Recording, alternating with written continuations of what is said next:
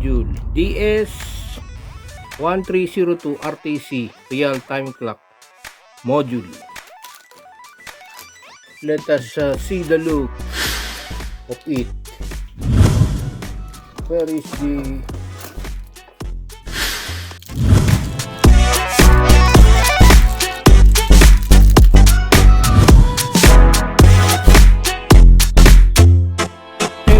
real-time clock modules?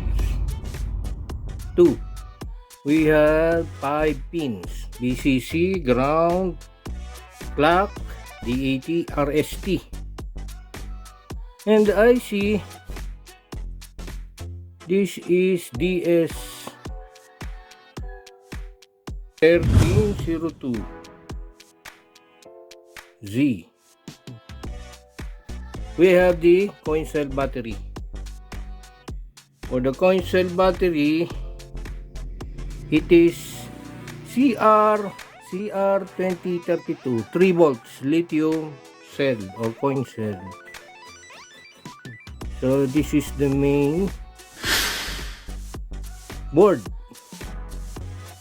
We just have this I think it's capacitor, and there's no other components on board, just the IC and then the battery, and with this component. What are we going now to do? We're going to make a real-time clock using this module with the help of Paborikits Arduino Uno microcontroller. So together we're going to make the real-time clock. Okay, so to do that, we need to upload the code for this Arduino Uno microcontroller. Let us upload the code.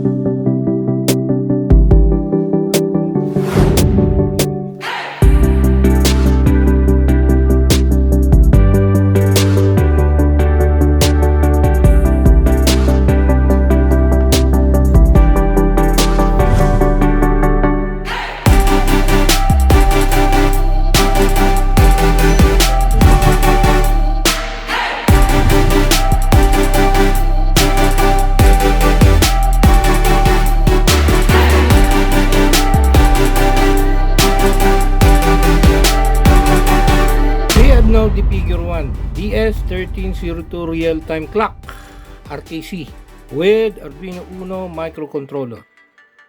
We're just going to use that module to create real-time clock. So here, this is the DS1302 CR2032 coin cell battery, and then connected to the Arduino Uno. The BCC 5 volts connected to the Arduino, the power of this DS1302, ground to ground, Arduino ground to the ground of this module. And then the CLK, that is the clock, serial clock, to the pin number 5 of Arduino Uno. DAT to the pin number 4. What is DAT? Data. Data or input output pin to the pin number 4. And then RST. What is RST? It is reset pin or CE, chip enable, connected to pin number 2 of Arduino Uno. So this Arduino Uno, we still connected to the 5 volts, and then from that 5 volts which is connected to the PC. Okay, so still connected to the computer, and then from the Arduino 5 volts wherein this module gets its power 5 volts VCC. So in our video, we still need to connect the cable to the computer. Why? Because in order to see the monitor, or we have the monitoring of the clock, so we are using the serial monitor inside the Arduino IDE, okay, to see the actual time generated by this module and this microcontroller. And what is the communication protocol? It is not I2C or inter-integrated circuit. It is 3-wire synchronous serial interface. It is not I2C, because we're using clock, data in, out, and then the chip enable or reset pin. We're not using other than that. It's different from I2C, and it is not an I2C data or communication protocol. And then during our uploading the code, we're using a library. What is the library we use? Library use is by RTC by Makuna. So we download that and then install the library to our code. RTC by Makuna, that is the library. And then here we have the IC, okay? That is the IC of 1302. Let us see that in actual.